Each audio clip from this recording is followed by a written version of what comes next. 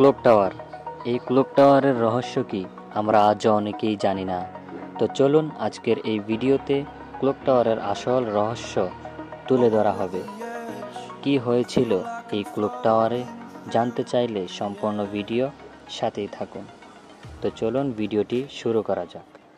Clock tower. এই tower বহু যুগ আগে পাহারাদার টাওয়ার হিসেবে পরিচিত ছিল। দিনের বেলায় এই টাওয়ার সাধারণ টাওয়ার মনে হলেও কিন্তু রাত হলেই এর আসল রূপ দেখা যায়। স্থানীয় লোকেদের কাছ থেকে জানতে পারি এই টাওয়ারের মধ্যে বহু যুগ আগে একজন সাহসী সৈনিক ছিল। সে ছিল টাওয়ার পাহারার দায়িত্বে। একদিন রাত প্রায় 3:30টার সময় হঠাৎ বজ্রপাত হয়। ক্লক টাওয়ার থেকে ভেসে আসে ভয়ানক এক চিৎকার। এই চিৎকার শুনে স্থানীয়রা টাওয়ারের মধ্যে দৌড়ে এসে দেখে পুরোটা ক্লক টাওয়ার তাজা রক্তে রঞ্জিত হয়ে আছে। এমনকি পুরো টাওয়ার তন্ন তন্ন করে খুঁজেও পেল না সৈনিকের ডেড বডি। মূলত সেই রাতেই সৈনিকের ডেড বডি অদ্ভুতভাবে টাওয়ারের মধ্যে হারিয়ে যায়। তার মৃতদেহ কখনোই খুঁজে পাওয়া যায়নি। তারপর থেকে গভীর রাতে এই ক্লক টাওয়ারের মাঝখান থেকে অদ্ভুত সব শব্দ শোনা যায়। টাওয়ারের দরজাগুলো নিজে নিজে খুলে যায়। মনে হয় কেউ জানলা দিয়ে তাকিয়ে আছে, কেউ সিঁড়ি দিয়ে বেয়ে উঠে নামে, কিন্তু কাউকেই দেখা যায় না। অনেকেই বলে সৈনিক নাকি এখনো টাওয়ার পাহারা দেয়। কেউ যদি গভীর রাতে টাওয়ারের কাছে যায় সে আর কখনোই ফিরে আসতে পারে না।